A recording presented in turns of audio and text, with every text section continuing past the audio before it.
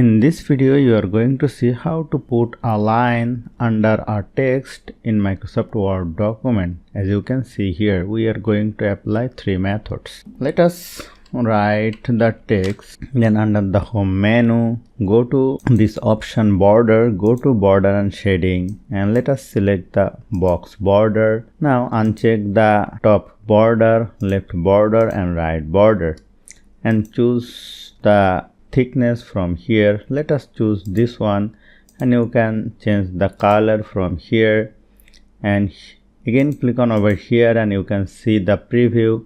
Let us click on OK, and here is the line. If you want to make the movable line, let us write here the text, your text. Go to insert, go to shape, pick a line shape, hold down the shift key and drag it over here like this. Go to shape outline and you can change the color. Go to shape outline, go to white, you can increase or decrease the white from here very easily. We can make a movable line. Go to insert, go to shape, pick a text box, drag it over here. Let us write your text. Now go to home, go to border and shading, go to over here. Let us choose the bottom border. You can change the color and the white. Click on OK.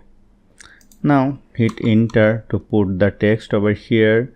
Select the text box, go to shape outline, make it no outline. Now you can move it anywhere in your Word document, and you can increase or decrease the text box size and make it center.